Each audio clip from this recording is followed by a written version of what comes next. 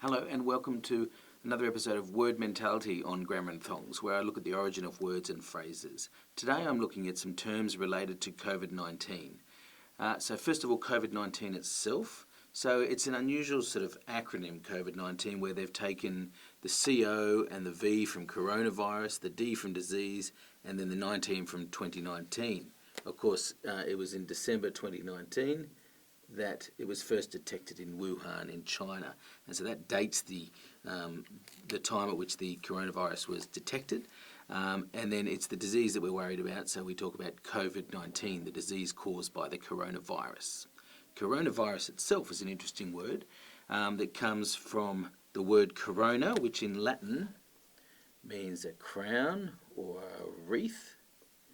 And that's because of what it looks like under the microscope, this sort of crown-like, these bits coming off around the edge of the virus when you look at it under a microscope.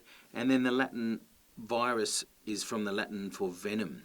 Originally it would refer to the snake's venom or any sort of slimy liquid poison, anything that might make you want to wash your hands. It also has referred in the past to secretions from wounds or ulcers, pus, all of that sort of lovely stuff. And now, of course, it means infectious agents that can spread or cause disease, and that's what we think of when we think of virus.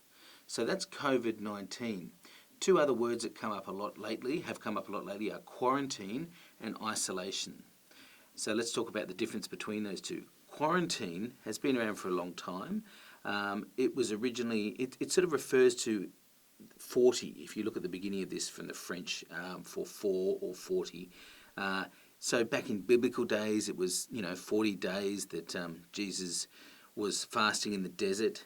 It's gone into a more general use over the centuries for any sort of period of 40 days or roughly 40 days in a legal sense perhaps.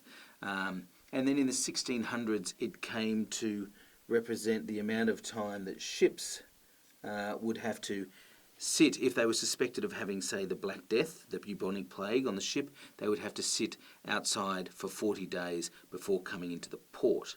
And that's because a quarantine is the amount of time for people who are suspected that they may have been exposed to the disease. So it's the amount of time to see whether they become sick or not.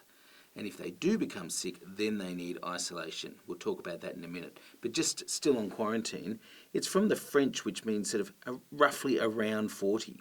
So you've got these words that end in A-I-N-E, or it's become I-N-E for us, which means, around about that amount. So this one, douzaine, means roughly around 12. And that's, of course, where we get our English word dozen.